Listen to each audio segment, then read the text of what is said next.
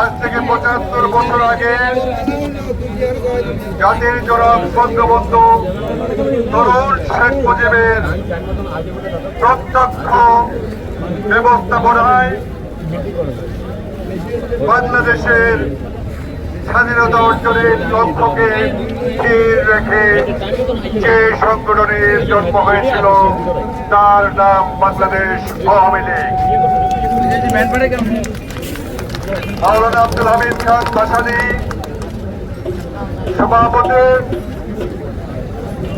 টাঙ্গাইলের শামসুল সাহেব সাধারণ সম্পাদক এবং মাত্র 29 বছর বয়সে তরুণ শেখ মুজিব 1 নম্বর যুগ্ম সাধারণ সম্পাদক হিসাবে যেই সংগঠনে জন্ম নিয়েছিল আওয়ামী মুসলিম লীগ, তার পরবর্তীতে 1957 সালে ডাকবাড়ির সম্মেলনে নাম পরিবর্তন করে আওয়ামী লীগ নাম ধারণ করে সেই সংগঠনটির নেতা বঙ্গবন্ধু শেখ মুজিব, ক্রমান্বয়ে শেখ মুজিব, শেখ সাহেব, বঙ্গবন্ধু এবং সর্বশেষ স্বাধীনতা আন্দোলনের সরাসরি নেতৃত্বদানের মাধ্যমে স্বাধীন বাংলাদেশের সৃষ্টি করে হয়েছিলেন জাতির পিতা বঙ্গবন্ধু শেখ মুজিবুর রহমান। এই আওয়ামী লীগ জন্মের পর থেকে এই তৎকালীন পূর্ব পাকিস্তান, বঙ্গবন্ধু যেটাকে বলতেন পূর্ব বাংলা, এই পূর্ব বাংলার দুঃখে মেহনতি মানুষের মুখে হাসি ফোটানোর জন্য কর্মসূচি নিয়ে এগিয়ে গিয়েছিলেন। লক্ষ্য ছিল স্বাধীনতা, স্বাধীনতা এবং একমাত্র স্বাধীনতা। বঙ্গবন্ধুর আত্মজীবনী বিশ্লেষণ করলে আমরা দেখি ওনার অসমাপ্ত আত্মজীবনীতে এক পর্যায়ে উনি লিখেছিলেন 1946 সালে দাঙ্গা বিধ্বস্ত কলকাতায় সেই রিলিফ ওয়ার্ক করতে গিয়ে উনি উপলব্ধি করেছিলেন উনি নিজের লেখা ছিলেন ৭৭ সালের আগে যাওয়ার উপলব্ধি।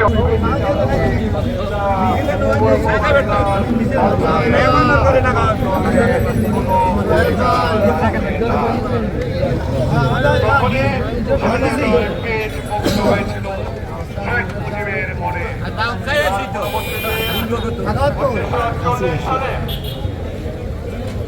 এবং এবং মাত্র উর্দু হবে পাকিস্তানের রাষ্ট্রমাতা।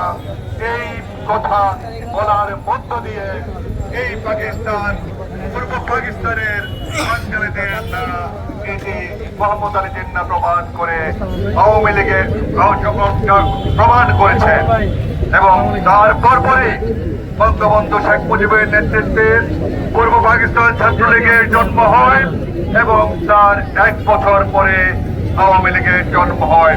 তারপরের ইতিহাস আপনাদের সবার জানা।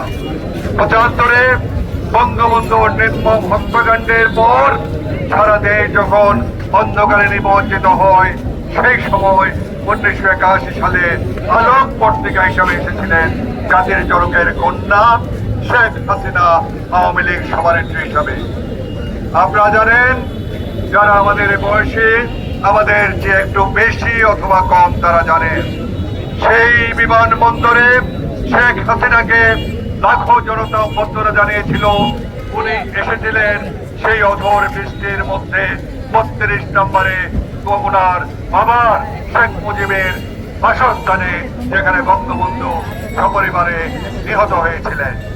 কিন্তু জিয়াউর রহমান সরকার, জিয়াউর রহমান ওনাকে সেই বাসায় ঢুকতে দেয়নি। আপনারা যারা আমাদের বয়সী আছেন, আমাদের চেয়ে বেশি আছেন, আপনাদের মনে নিশ্চয়ই ওই দিনের ছবিটা আছে। 2 হাত তুলে শেখ হাসিনা আল্লাহর দরবারে ফরিয়াদ করেছিলেন। কান্না, ওনার কান্না এবং প্রকৃতির কান্না, ওনার চোখের জল এবং বৃষ্টির জল একাকার ঢাকা শহর তথা বাংলাদেশকে প্লাবিত করেছিল। আজকের কে নির্মম পরিহাস, আল্লাহর কি বিচার, তার মাত্র 13 দিন পরে চট্টগ্রামে সেই জিয়াউর রহমান তার সহকর্মীদের হাতে নিহত হয়েছিলেন। এইটা আমরা বলবো আল্লাহর বিচার। আজকে শেখ হাসিনার নেতৃত্বে বাংলাদেশ উন্নয়নের অগ্রযাত্রায় পুরা পৃথিবীতে উদীয়মান ব্যগ্র বা এমার্জিং টাইগার হিসাবে খ্যাতি লাভ করেছে। বিগত 43 বছর শেখ হাসিনা আওয়ামী লীগের সভাপতি হিসাবে নেতৃত্ব দিয়ে আওয়ামী লীগকে আজকে শক্ত ভিত্তির উপর দাঁড় করিয়েছেন। বিগত 21 বছর প্রধানমন্ত্রী হিসাবে দায়িত্ব পালন করে বাংলাদেশের অর্থনীতিকে, বাংলাদেশের শিল্পায়নকে, বাংলাদেশের তরুণ সমাজের স্বপ্নকে আজকে এমন একটি পর্যায়ে নিয়ে এসেছেন যাতে করে আমরা স্বপ্ন দেখছি, শেখ হাসিনা স্বপ্ন দেখছে স্মার্ট বাংলাদেশ বিনির্মাণের মাধ্যমে 2041 সালে আমরা উন্নত বাংলাদেশে পরিণত হব ইনশাআল্লাহ।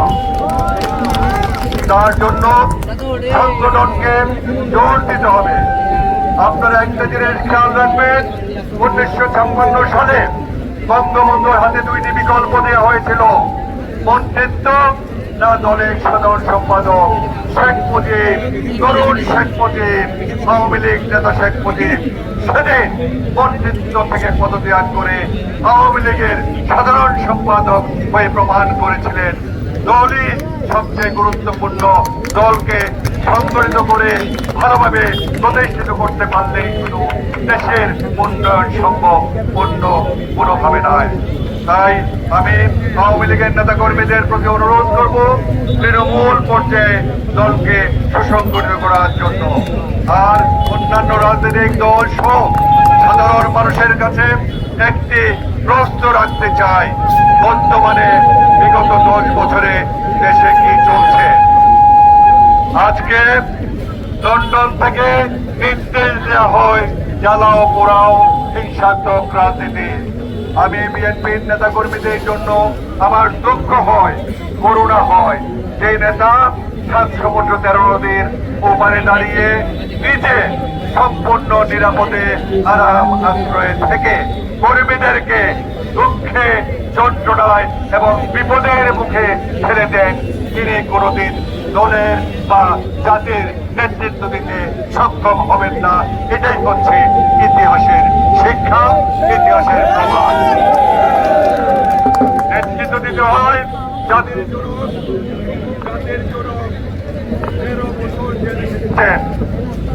জনক 13 বছর জেলে থেকে আওয়ামী লীগকে নেতৃত্ব দিয়ে বাংলাদেশকে স্বাধীন করেছেন। জেল জুলুমের যদি ভয় করেন তাহলে নেতৃত্ব ত্যাগ করেন, নিজে বিপদে না পড়ে নিজে নিরাপদে থেকে আরাম আয়েশে থেকে কর্মীদেরকে বিপদের মুখে ঠেলে দেওয়ার নাম রাজনীতি নয়। এটা নরমালি যারা করে মাফিয়া গডফাদাররা করে। আমি সেই বিষয়ে বেশি বলতে চাই না।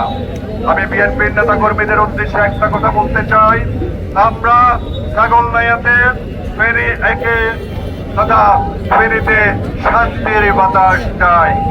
আমরা কোনো হিংসা চাই না, আমরা রাজনৈতিক প্রতিহিংসা চাই না, আমরা রাজপথের মারামারি কাটাকাটি এগুলা চাই না। আমরা মনে করি আমরা জনগণের স্বার্থের জন্য কাজ করি। ট্রেনের খেলা হচ্ছে রাজনীতি, রাস্তায় রাজনীতি নয়। আর বর্তমান যুগ হচ্ছে স্মার্ট বাংলাদেশের যুগ। এই স্মার্ট বাংলাদেশে লাঠি ছোটা, অগ্নি সংযোগ, বাস পুরানো এগুলা রাজনীতির হাতিয়ার হতে পারে না। রাজনীতির হাতিয়ার হবে একমাত্র মেধা, মেধা এবং মেধা। এই মেধার চর্চা করার জন্য সমস্ত রাজনৈতিক দলের প্রতি আহ্বান জানিয়ে আমি আমার বক্তব্য শেষ করছি। জয় বাংলা, জয় বঙ্গবন্ধু, বাংলাদেশ।